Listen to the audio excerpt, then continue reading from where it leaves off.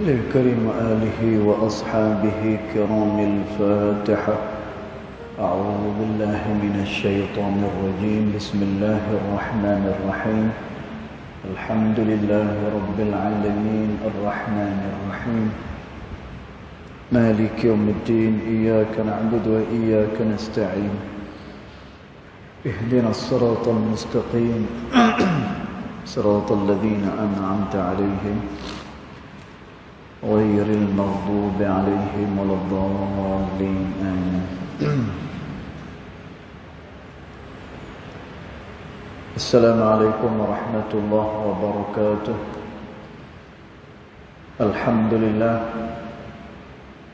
والصلاة والسلام على رسول الله سيدنا محمد بن عبد الله وعلى آله وصحبه ومن والاه. أشهد ونشهد أن لا إله إلا الله وأشهد أن محمدا عبده ورسوله. اللهم فصل وسلم على سيدنا محمد عبدك ورسولك النبي الأمي وعلى آله وصحبه وبارك وسلم. ثم أقول رب اشرح لي صدري ويسر لي أمري واحلل عقدة من لساني يفقه قولي أما بعد. قال الله سبحانه وتعالى في تنزيله: لقد كان لكم في رسول الله أسوة حسنة صدق الله العظيم. ربي أدخلني مدخل صدق وأخرجني مخرج صدق واجعل لي من لدنك سلطانا نصيرا. إلهي أنت مقصودي ورضاك مطلوبي فأعطني محبتك ومغرفتك يا أرحم الراحمين. Alhamdulillah, yang pertama-tamanya kita merafakkan kesyukuran kehadirat Allah Subhanahu wa taala, yang mana dengan limpah kurnianya, dengan rahmatnya, alhamdulillah, pada malam ini kita masih lagi diberikan ruang dan juga peluang oleh Allah untuk sekali lagi kita dapat sama-sama hadir ke dalam rumah Allah Ta'ala ini. Mudah-mudahan segala kerja buat kita ianya akan diterima pada sisi Allah Subhanahu wa taala. Allahumma amin.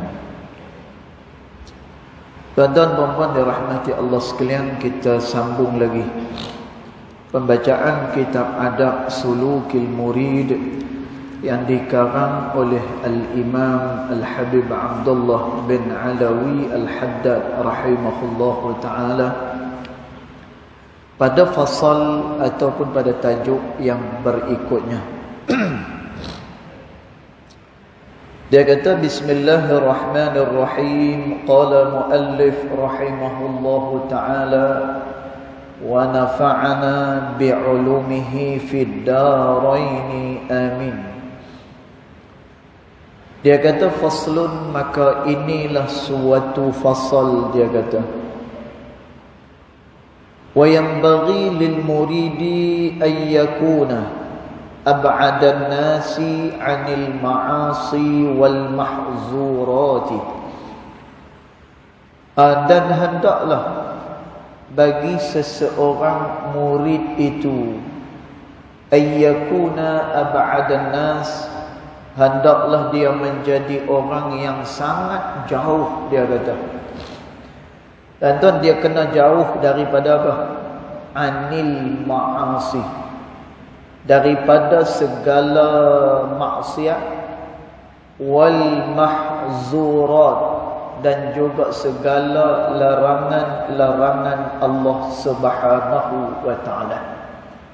Dan tuan, dia satu orang murid, bila mana dia nak mendekatkan diri dia pada Allah, maka hendaklah dia menjauhkan diri dia sejauh-jauhnya daripada segala kemaksiatan dan segala yang dilarang oleh Allah. Ini adalah kerana maksiat ni, tuan-tuan, dia akan menjauhkan manusia daripada Allah Subhanahu wa taala. Dan apabila manusia jauh daripada Allah, maka dia akan terlepas segala kebaikan-kebaikan.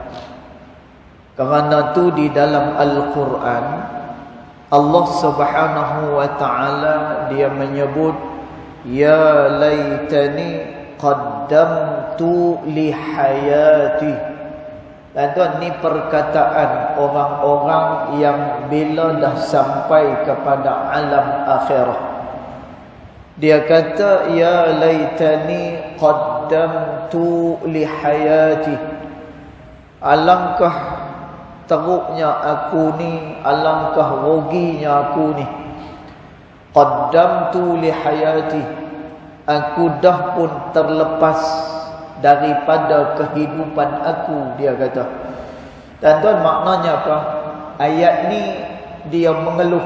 Dan tuan, ni tanda manusia ni dia mengeluh esok pada hari akhirat, bila mana dia tidak memperbanyakkan amal ketaatan kepada Allah. Dan kenapa dia terhalang daripada melakukan benda baik? Ini adalah kerana perbuatan maksiat yang dia lakukan, dan dia melakukan perkara yang dilarang oleh Allah. Kerana tu Nabi SAW berikan peringatan yang begitu keras. Kata Nabi SAW, innal abda la yahrumar rizqa.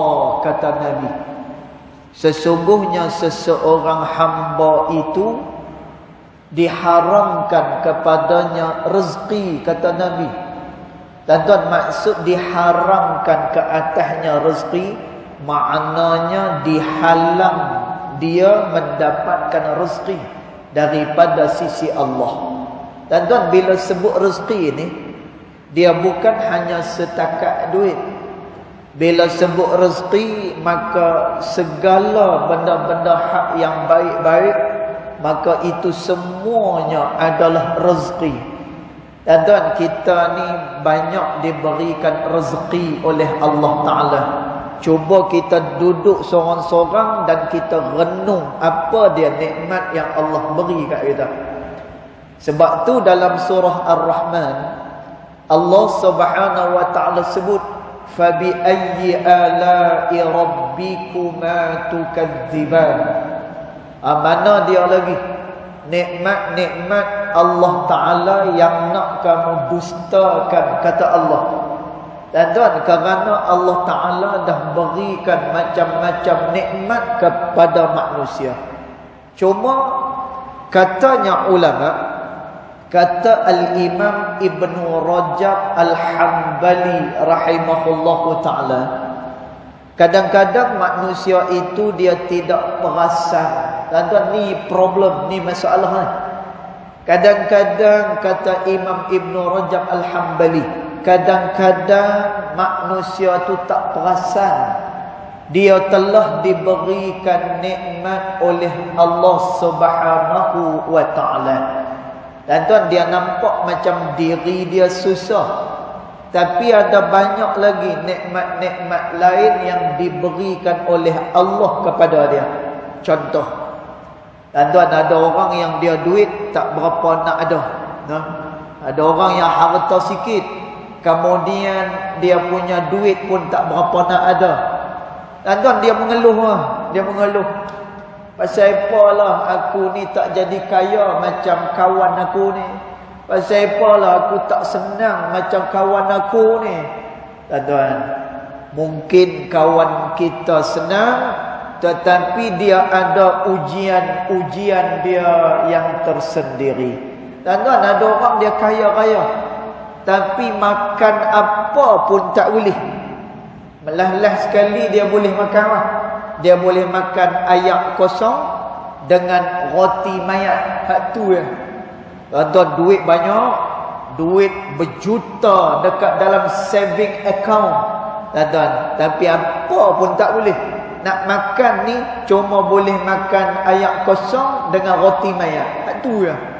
Tuan-tuan, tapi ada orang duit tak banyak, tapi kesihatan dia sangat baik diberikan Allah Subhanahu wa taala, sehingga dia boleh menikmati apa sahaja makanan. Tuan-tuan, dia boleh pi ke mana sahaja dia nak pi dengan kesihatan yang diberikan oleh Allah Subhanahu wa taala. Tuan-tuan, ada orang yang tak diberikan pada harta nikmat dah, tetapi Allah Subhanahu wa taala berikan ketenangan di dalam hati dia. Tuan-tuan, ini juga adalah satu nikmat daripada Allah taala. Bahkan hati tenang ni, ianya merupakan syurga dunia, kata ulama.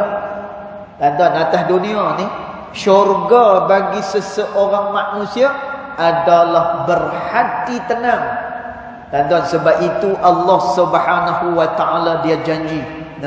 Allah taala janji, ala bizikrillahi tatma'innul qulub. Ingatlah, kata Allah, dengan mengingat dan berzikir kepada Allah, hati kamu akan menjadi tenang, kata Allah. Tuan-tuan, cuba kita sebut, mana lagi nikmat yang lebih besar daripada mendapatkan hati yang tenang. Tuan-tuan, bila diuji, dia bersyukur dengan Allah Ta'ala. Bila mana dia diberikan nikmat, sama, dia bersyukur kepada Allah Subhanahu wa taala. Tuan-tuan, bila mana diambil nikmat daripada sisi dia, dia bersyukur pada Allah Ta'ala. Tuan-tuan, tak ada lagi dah nikmat yang paling besar selain daripada hati yang tenang. Kerana tu ulama menyebut syurga atas dunia adalah hati yang tenang, kata ulama. Tuan, Masya Allah. Maka kita banyak diberikan nikmat oleh Allah Subhanahu wa taala. Tetapi nikmat tu akan terhalang, kata Nabi. Kerana apa? Kerana perbuatan dosa yang dilakukan oleh manusia kepada Allah Subhanahu wa taala. Tuan, maka kerana tu kata Imamul Haddad, seseorang murid yang dia nak dekatkan diri dia kepada Allah, dia kena jadi orang yang sangat jauh daripada maksiat wal mahzurat, dan jauh daripada perkara yang dilarang oleh Allah Ta'ala. Tuan-tuan, bila mana perkara tu dilarang oleh Allah, pada perkara tersebut terdapatnya mudarat. Sebab itu, disebutkan oleh Sayyiduna Ka'ab radhiyallahu anhu wa ardah. Sayyiduna Ka'ab kata, sesungguhnya gempa yang berlaku, tuan-tuan, gempa bumi yang berlaku ni, kata Sayyiduna Ka'ab radhiyallahu anhu wa ardah. Tuan-tuan, Sayyiduna Ka'ab kata, berlakunya gempa bumi ni adalah kerana perbuatan maksiat yang dilakukan oleh manusia di atas belakang bumi yang dijadikan oleh Allah Subhanahu wa taala. Tuan-tuan, lalu dikatakan oleh Al-Imam Ibn Qayyim rahimahullahu taala, bukan Ibn Qayyim, Al-Imam Ibnul Jauzi rahimahullahu taala. Tuan-tuan, kata Imam Ibnul Jauzi, sesungguhnya bergoyangnya bumi ini kerana perbuatan maksiat manusia, kerana bumi itu sendiri berasa malu dengan Allah Subhanahu wa taala. Masya-Allah. Tuan-tuan, maka betapa perbuatan maksiat ni adalah perbuatan di mana manusia akan menjadi jauh daripada Allah Subhanahu wa taala. Kemudian dia kata lagi, seseorang murid hendaklah wa ahfazahum lil faraidi wal ma'murati, dan hendaklah mereka menjadi orang yang sangat menjaga lil faraidi, segala kefarduan Allah Subhanahu wa taala, wal ma'murat, dan segala yang diperintahkan oleh Allah Subhanahu wa taala. Tuan, nak jadi orang yang dekat dengan Allah Subhanahu wa taala, dia kena jaga perkara-perkara yang difardukan oleh Allah. Tuan, benda yang difardukan tak banyak pun. Tuan, benda yang difardukan, benda yang diwajibkan oleh Allah, dia tak banyak pun. Tuan, tengok satu hari kita kena sembahyang cuma 5 waktu saja. Tuan, 5 waktu saja. Itu pun subuh diberikan keringanan oleh Allah. Kemudian maghrib juga diberikan keringanan oleh Allah Subhanahu wa taala. Tuan-tuan, 5 waktu yang kita buat ni, kita dan untuk rehat. Kita ada kesempatan nak pi ke sana kemari, boleh. Tuan-tuan, satu hari ni, sehari semalam hanya 5 waktu saja. Tuan-tuan, puasa yang wajib untuk kita setahun hanya sebulan. Ni benda wajib. Tuan-tuan, setahun hanya sebulan sahaja kita berpuasa. Tuan-tuan, tapi puasa kita tak ada nama puasa. No, tak ada nama puasa. Azimah, sauk dia makan sahur, dia makan sok ni. Dia makan sahur sama macam dia makan buka puasa. Nak lapar pun. Memang tak lapar. Dia makan sok tu sama macam dia makan waktu buka puasa. Dan tuan, nanti dah nak dekat berbuka puasa, pi bazar pula. Ayak ni tuan-tuan, macam-macam color ada. Macam-macam color ada. Color hijau, color biru, color putih. Macam-macam color dok ada. Tuan-tuan, puasa yang diwajibkan oleh Allah setahun hanya sebulan saja. Kemudian apa lagi? Zakat. Zakat juga dikeluarkan setahun hanya sekali sahaja.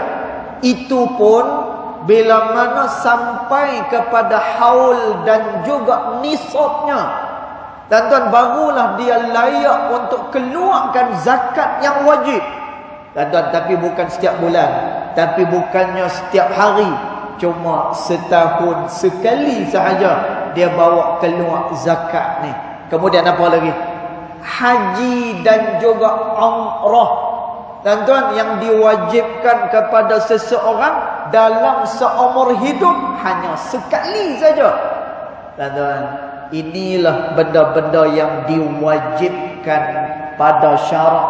Maka kerana tu kata Imamul Haddad, orang yang nak mendekatkan diri kepada Allah Ta'ala ini, wa ahfazahum lil faraidi, hendaklah dia menjaga sungguh-sungguh segala kefarduan-kefarduan yang diperintahkan oleh Allah Subhanahu wa taala.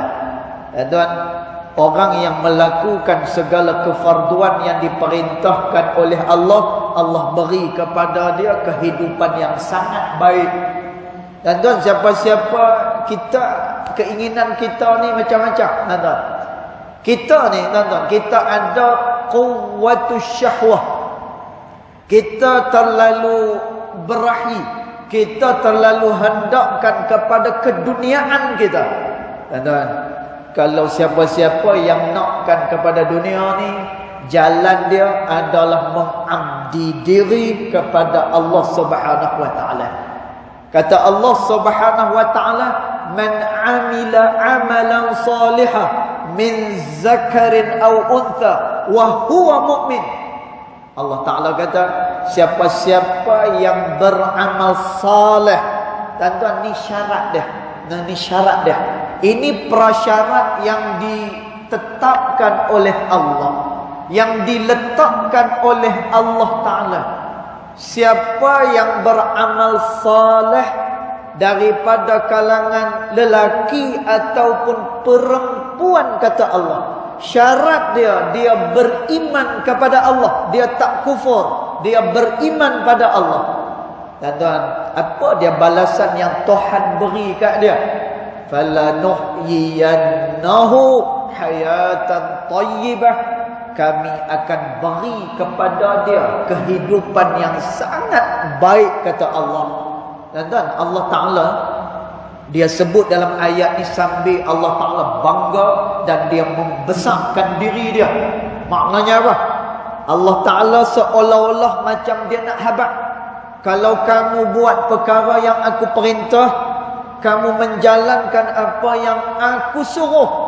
Tuan-tuan, Allah Ta'ala seolah-olahnya macam dia besarkan diri dia di hadapan manusia. Tuan-tuan, Allah Ta'ala kata, falanuhyiyannahu hayatan thayyibah. Kami beri kepadanya kehidupan yang baik. Tuan-tuan, sikitlah. Ya. Dalam Quran, tuan-tuan, kita biasa jumpa, kan? Dalam Quran kita biasa jumpa Allah Ta'ala kadang-kadang dia nisbah kepada diri dia aku. Kadang-kadang Allah Ta'ala kata aku. Kadang-kadang Allah Ta'ala kata kami. Ada orang dia tanya, Ustaz, pasal apa Allah Ta'ala nisbah diri dia tu kami? Kami ni kan menunjukkan ramainya orang. Kami, kan? Maknanya di belakang dia ada 2-3 orang lagi. Hak ni kami ni. Ustaz, persatuan kami nak jemput Ustaz buat tahlil. Nampak tak? Pasal apa dia sebut kami? Kerana persatuan tu bukan dia punya seorang. Tuan-tuan, ada ramai lagi AJK dia. Maka dia pun kata, Ustaz, saya ni wakil persatuan saya. Kami nak jemput sekian-sekian orang nak hadir ke majlis. Dan tuan, ada orang tanya, pasal apa Allah Ta'ala sebut kami ni? Di dalam Al-Quran kadang-kadang Allah Ta'ala dia sebut aku. Dan tuan, dalam bahasa Arab, bila disebutkan kami menunjukkan kebesaran orang tu. Dia menunjukkan kebesaran orang tu. Orang Arab, kalau dia nak besarkan diri dia, dia tak kata aku, dia akan kata kami. Ini cara orang Arab. Dan tuan, lalu Allah Subhanahu Wa Ta'ala juga menggunakan pendekatan yang sama nak bagi faham kepada manusia. Siapa beramal saleh, lelaki ke perempuan, yang penting dia beriman dengan aku, falanuhyiyannahu hayatan thayyibah. Maka kami beri kepadanya kehidupan yang baik, kata Allah. Dan tuan, maknanya apa? Amal soleh ni yang kita buat ni, dia akan memberikan kesan kepada kehidupan seseorang. Dan tuan, berbeza dengan orang yang berpaling daripada Allah. Dan tuan, kita pelik sangat-sangat. Macam mana ada orang yang berani-berani dia buat maksiat kepada Allah. Dan tuan, saya tak kata kita ni suci daripada dosa. Bukan macam tu. Bahkan sering saya sebut dalam kuliah, kita barang mustahil boleh berpisah dengan dosa. Ini disebut oleh Al-Imam Al-Ghazali rahimahullahu ta'ala. Dikuatkan dengan hadis Nabi SAW. Kata Nabi SAW, kullu bani adama al-khatta. Setiap anak Adam itu pasti ada melakukan dosa dan kesalahan, kata Nabi. Dan pasti ada kesalahan, dosa yang kita buat dengan Allah Ta'ala. Dan tapi yang kita rasa pelik ni, ada orang dia buat dosa terang-terangan. Tuan-tuan, dia buat dosa terang-terangan, kemudian bangga pula dengan dosa yang dia lakukan. Tuan-tuan, hati-hati nah. Siapa yang berbangga dengan dosa yang dia lakukan, dia bangga, dia tak kisah pun. Dia melakukan dosa di hadapan orang, dia tak kisah orang tahu. Dan dalam hadis qudsi, Allah Subhanahu Wa Ta'ala kata, orang ni payah untuk bertaubat kepada Allah Subhanahu Wa Ta'ala. Dan Allah Ta'ala jamin, orang yang berbangga dengan dosa ni, dia payah dan sukar untuk bertaubat kepada Allah. Dan kerana tu Allah Ta'ala sebut, orang yang buat dosa kepada dia ni, nama dia yang baik akan ditukar menjadi seorang yang fasik kepada Allah. Dan Allah Ta'ala sebut dalam Al-Quran, kata Allah Subhanahu wa Ta'ala, bi'salismul fusuqu ba'dal iman. Betapa buruknya nama seseorang yang buat dosa kepada Allah setelah dia beriman kepada Allah. Dan tuan, ulama tafsir, dia tafsirkan ayat ni. Ulama kata, apa maksud ayat ni? Betapa buruknya nama orang yang dahulunya beriman, kemudian dia menjadi orang yang fasik pada sisi Allah. Dan ulama tafsir kata, orang yang buat dosa ni dan dia tak bertaubat pada Allah. Ni cerita dia. Bahkan dia bangga buat dosa. Dan Allah Ta'ala kata, nama dia sebagai orang beriman dihapuskan oleh Allah. Tak ada lagi dah. Dan yang ada pada sisi Allah, nama dia seorang fasik. Allah Ta'ala kenai dia sebagai orang yang fasik. Lalu ulama kata, bila mana dia dah pun menjadi orang fasik pada sisi Allah, dan pada masa tu jauhlah dia daripada segala kebaikan-kebaikan, kata Allah. Lalu sengsaralah kehidupan dia. Dan perkara ni Allah Ta'ala sebut dalam Al-Quran. Allah Ta'ala kata, وَمَنْ أَعْرَضَ عَنْ ذِكْرِي فَإِنَّ لَهُ مَعِيشَةً ضَنْكًا, kata Allah. Siapa-siapa yang berpaling daripada aku, maka kehidupan dia sengsara, kata Allah Subhanahu wa Ta'ala. Dan maka demikian, apa yang diperintahkan oleh Allah dan juga apa yang difardukan oleh Allah Ta'ala, dan bila kita buat, kita akan mendapatkan kebaikan. Malah orang yang meninggalkan benda yang diperintahkan oleh Allah Ta'ala ni, dia akan mendapatkan apa? Kecelakaan daripada sisi Allah Subhanahu wa Ta'ala. Kemudian Imam Al-Haddad kata lagi, wa ahrasahum 'alal qurbat. Dan hendaklah mereka menjadi orang-orang yang tamak, dan mereka ni jadi orang yang ghairah. Dan dia berminat sangat-sangat 'alal qurbat, kepada perkara-perkara yang boleh mendekatkan dia kepada Allah Subhanahu wa Ta'ala. Dan kita bangun tak pada waktu malam? Tak bangun. Tak, contohlah, saya tahu semua ni bangun semua ni, insya-Allah. Tapi ada orang dia waktu malam tak bangkit pun. Waktu malam tak bangkit. Kemudian apa lagi? Masjid dia tak berkunjung, dia tak pergi masjid. Okey, apa lagi?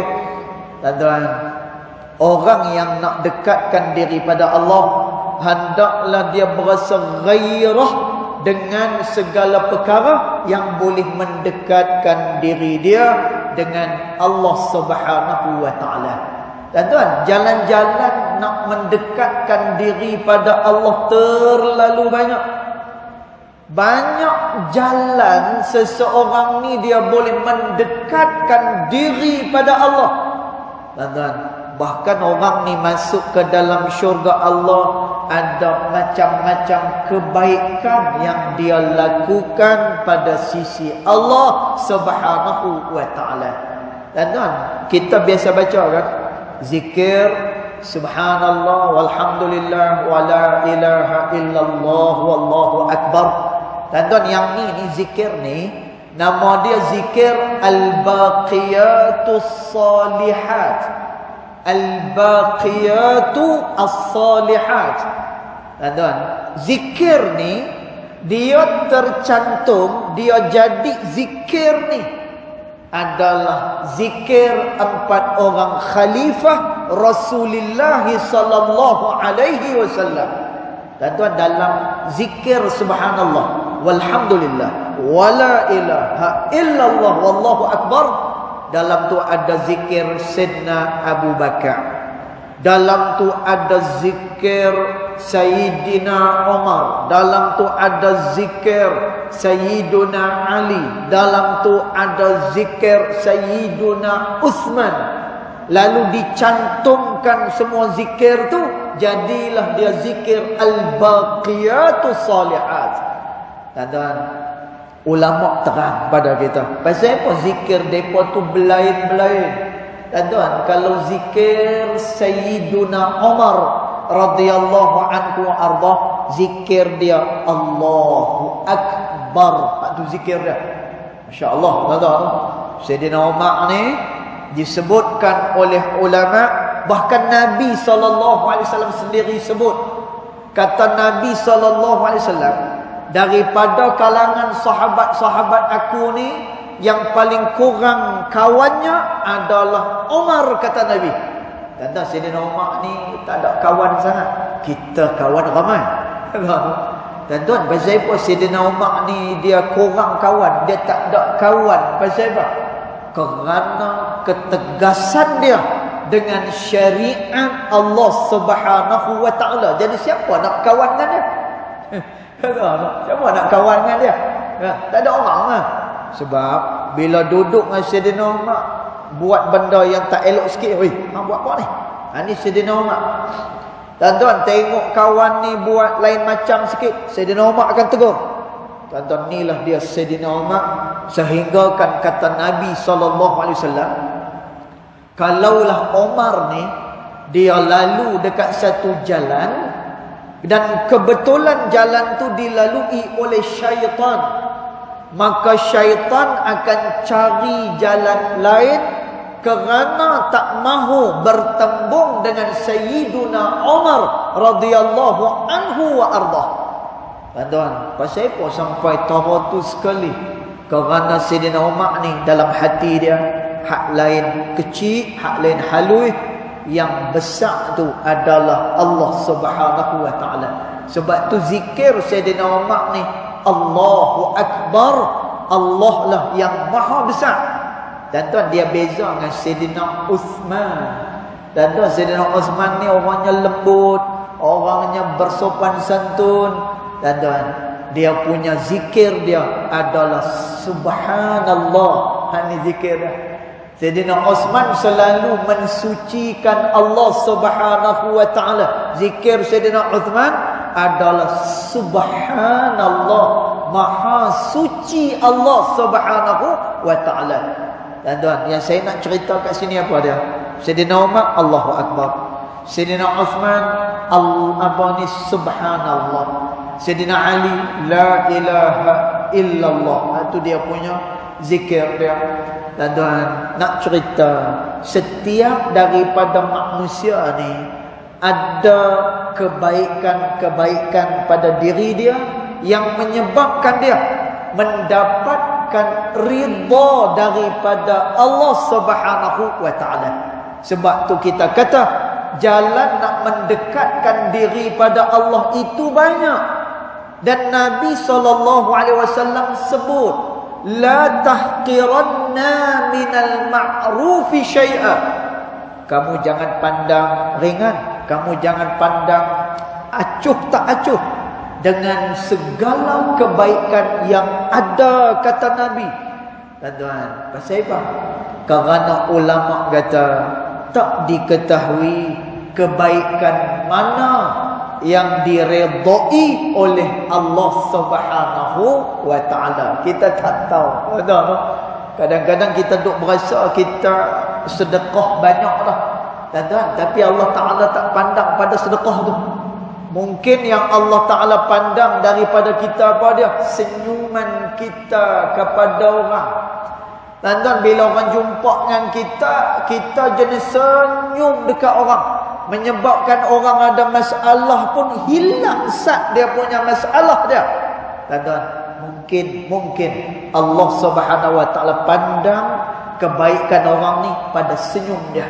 Sebab itu ulama kata tak diketahui mana dia kebaikan yang Allah Subhanahu wa taala ni boleh redha kepada satu-satu orang, kata ulama.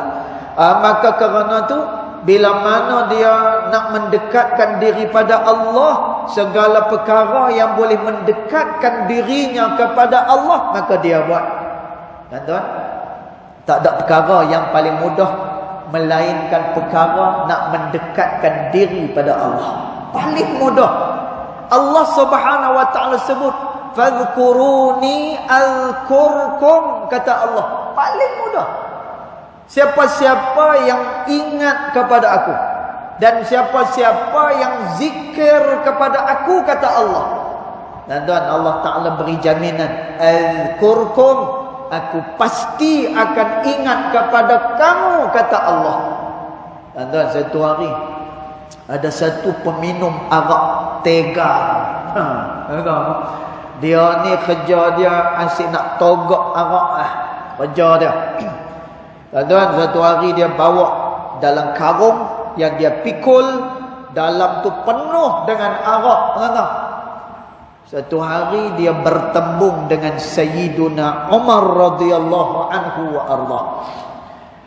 Tuan-tuan, bila dia bertembung dengan Sayyidina Umar, maka kawan ni berasa takut yang amat sangat. Tuan-tuan, Masya Allah. Nah, ni Sayyidina Umar ni semua orang takut dengan dia. Tuan-tuan, masa Sayyidina Umar dia masuk Islam, dia dah dapat iman daripada Nabi SAW. Tuan-tuan, dia terus naik atas Kaabah. Dia naik atas Kaabah, dia kata apa?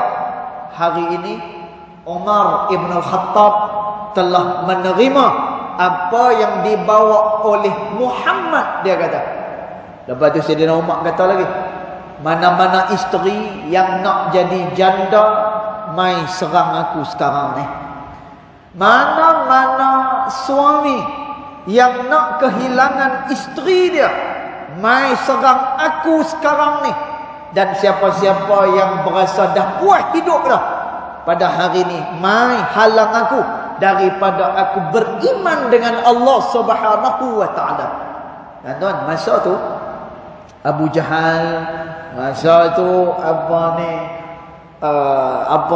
kroni-kroni yang berlawan dengan Nabi SAW, mereka kata apa? Mereka kata, habislah kita.